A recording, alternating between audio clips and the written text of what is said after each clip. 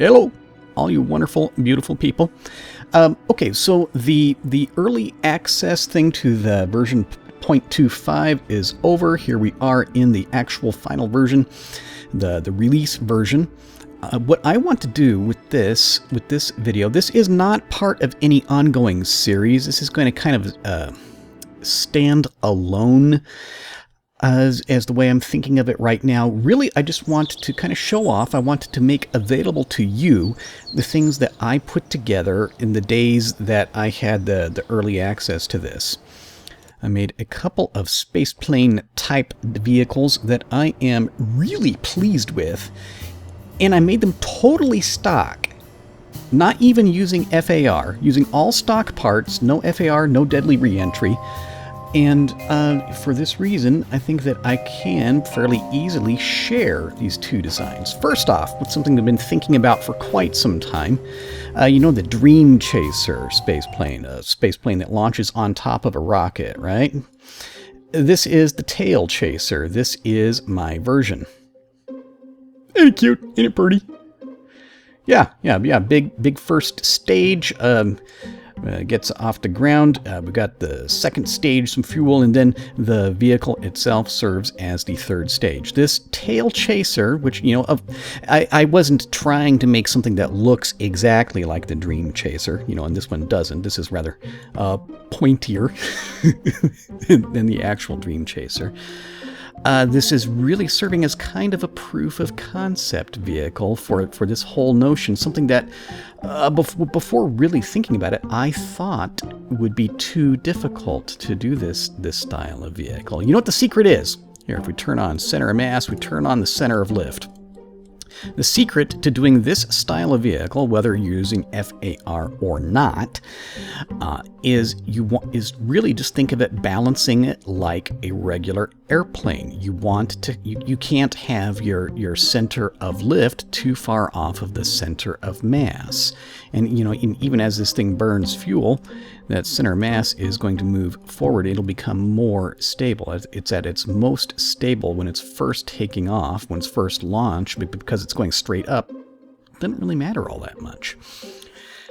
I think the reason that the real Dream Chaser can get away with, you know, its first stage doesn't need these ginormous wings on it is because they have much smarter rocket engines that can just gimbal like crazy and keep the thing stable. They also have some nifty tricks. You can see they've got this like a fairing kind of thing that goes on the trailing edge of all their wing surfaces, and that does things with the lift.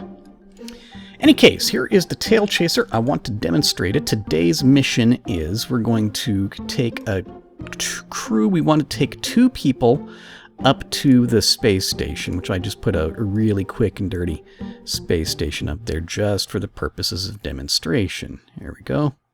That's good. Take the, oh, hang on. Can't launch like this. All right, and let's launch. Yeah, I'm thinking I want to continue to do something like this. I'm going to attempt to make more vehicles using just stock parts, especially with, you know, the improved Mark II parts. These are much more workable than the stock parts that used to be in the game. Okay, so we got Jeb is up in the cockpit, right? Do we have our crew back here? Hang on. Come on, guys. Do we hit empty? No. Stop. Maybe I need to point it up like that and then load the crew in. Yeah, we want Bob and we want Rish Gel. Good. Okay, we loaded. All right, now, do we have 2 crew in there? Yes, we do. Good. Good. Okay, I have a grand total of 2 mods installed for me while I'm doing this. So I've got the ambient light adjustment, because sometimes you end up flying at night, and if you're making videos and if you have the stock brightness, you can't see anything. And I have the once we actually get up to dock at our station up there, I have the, hang on, let's go and set that thing as my target. I have the docking, the nav ball docking indicator, the docking guide, because really, it should be stock, and to go in once you've been introduced to that thing, to attempt to do any kind of docking without it, it can be done, but it would be stupid. So, why it can be done, why would you want to, though? Okay, so yeah, let's demonstrate this thing. Let me see, anything else I need to change over there? I'm just trying to think, am I forgetting anything? No, maybe I should turn the lights on when we do this. Maybe that's too bright. Maybe I'll turn the lights off. All right, stage. And away we go. Okay, yeah, this vehicle, it's set up, it's not one of those drastically overpowered launchers, you know, that has the, you know, thrust to weight ratio, you know, like 5 or whatever these people do. This really does tend to be a long, gentle push. Let's see, as we climb, we start to pick up a little bit of speed. We'll start to pitch back just a little bit.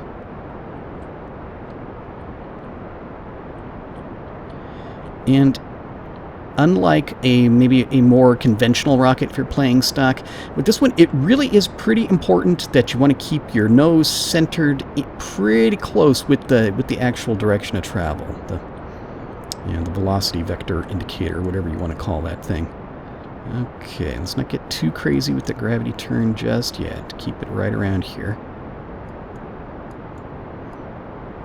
And yeah, you can see that it's not fighting me in pitch. It's not wobbling around at all. It's actually, it tracks. It's very, very nicely controllable at this point, as long as you remember to do not do anything excessively stupid with your angle of attack. Oh no, okay. Maybe I want to aim, see my station's at 150 kilometers, so I want to aim for an altitude higher. Let's go, you know, like I say, 170, 175, somewhere around there. And even at full throttle here, we're just barely exceeding 2 Gs.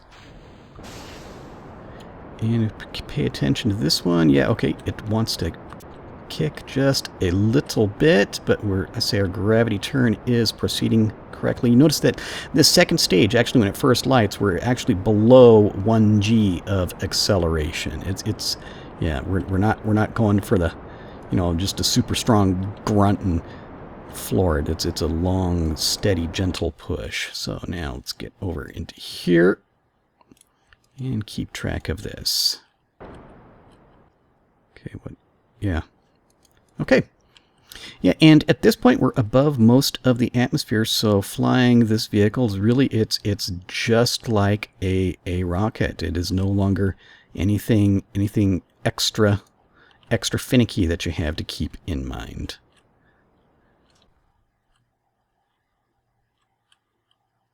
Whoops, hang on. I believe, yeah, our second stage is done. Get rid of that. And yeah, and what I'm using on this final stage on the vehicle itself, we've got two different engine systems. First, we're using just these, you know, the tiny little radial engines, but we also have those RCS engines. I like to save those RCS engines. Let's not be getting too excited about those things just yet. And again, yeah, see, now our acceleration is only something like half a G. But now we're up here out of the atmosphere. It's all you need. Sending node, we're still fixing this problem.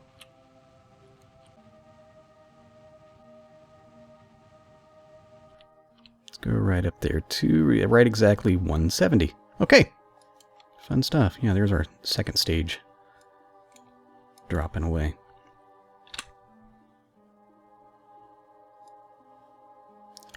Did I forget to change the camera before we launched? Here we go. All right, there he is. There's TaleChaser. I think it's a pretty cool little space plane. It works out just okay. I honestly don't know how much spare delta V this thing has. You can see we've got better than half of our rocket fuel, our liquid fuel, and our oxidizer. And I haven't even touched, we've got our 300 and something RCS juice. But the thing is, I still haven't ever installed, say, MechJeb or the Kerbal Engineer or anything that would tell me how much delta V. I know it has delta V to spare. I don't know how much. It's enough. Yeah, it's got the docking port in back, just exactly like the real Dream Chaser. That's such a simple functional idea. It's kind of embarrassing that I hadn't thought of that a long time ago until I started looking at the actual Dream Chaser to see how they do it. TaleChaser makes me happy. Yeah, I think we'll actually cease recording for just a little bit. I'll come back whenever we're about ready to dock this thing up with the station, and then I want to go to the second space plane that I put together that I want to share with you. This one being a true single stage to orbit from a runway takeoff. So yeah, okay, we'll be back. Okay, so that burn we just did will bring our TaleChaser in within half a kilometer of the station, which is station core. Actually, hang on, I need to change that. This is going to be the orbital assembly facility. The OAF. I am so pleased with this little space plane. I really do like it a great deal. I like that it's stock. I'll be able to share it with people. I like that it works so nicely and so simply. A little bit later on in the same video, we'll go into the re-entry and landing. And that can be a little bit tricky. I will say that this vehicle, the launch is fairly newbie friendly. The landing is not quite as newbie friendly. You really got to kind of pay some attention to landing. So we'll see if I screw it up and if Jebediah will die horribly. Still have not used any of the monopropellant engines. We've got those guys back there. That's just, we do have the option. We can run both engines. I mean, both, the liquid fueled engines and the monopropellant engines at the same time if you get into a situation where you actually want more thrust than these dinky little things can do for you. And about now.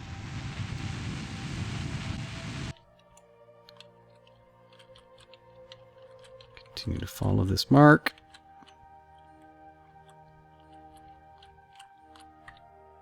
Okay. Can afford to get a little bit closer. Okay, now we do something a little bit surprising. I actually want to control from here to make things easier to think about. So it's going to be flying backwards. We're getting farther away. We'll point at the target. Like that. And see if we can start to get closer here. I can even go a little bit faster than that. Let's go, say, 1.5 meters per second. How about that? There we go. Realized a pilot sitting up here, backing in this direction. He can't see what he's doing, so I figure he must have, like, cameras and stuff back there, right? Sure he does. Why wouldn't he? Something I'll have to think about if I'm trying to do things with stock parts. At the same time, I also want to become proficient with what I just barely started doing months ago, back before I got seriously burnt out and I stopped playing, and doing everything from the in-cockpit view.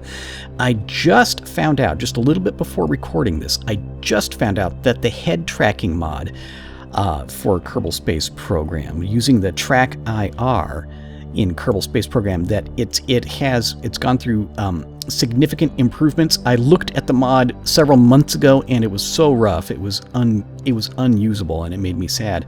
But now it works perfectly. It works so perfectly, and I am very, very much looking forward to using that.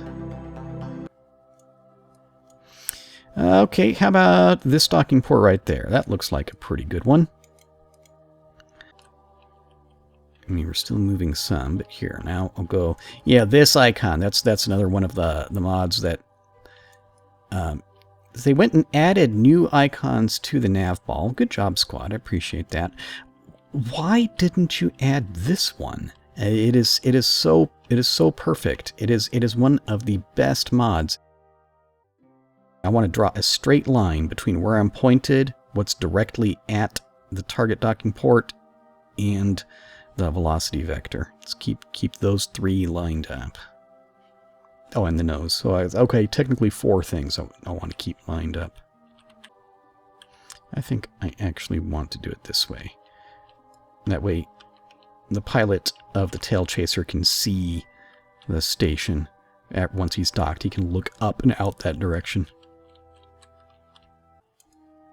A little bit of distance away from this thing. Oh, wrong way. Wrong way. I forgot.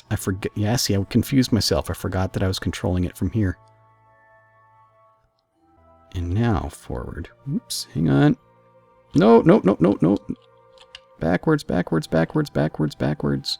Oh, why did I do that? Why did I do that? I should know better than do that stuff. Confusing myself again. How did that... It was looking so smooth. I started trying to get fancy and I screwed it up. Okay, can I keep lined up with this? I think I saw what is happening. I was looking down. I wasn't paying attention to my keyboard and I was actually hitting wrong buttons. I thought I was translating towards it when I was actually translating like away. I was translating sideways. That is what was happening. Okay. Now things are starting to make some sense. Okay. I knew I remembered how to do this. Slow down our approach so we don't slam into it. Yeah, like that. That was... I need to go and take a look at those mods to reduce the magnetic force in those things. All right. Cool. Well, here we are. There. Let's turn that chase camera off. TaleChaser arrives at the OAF. Okay, so what's the mission? We want Bob Kerman and Rich Shell to move into the science lab there. They're going to do orbital science stuff.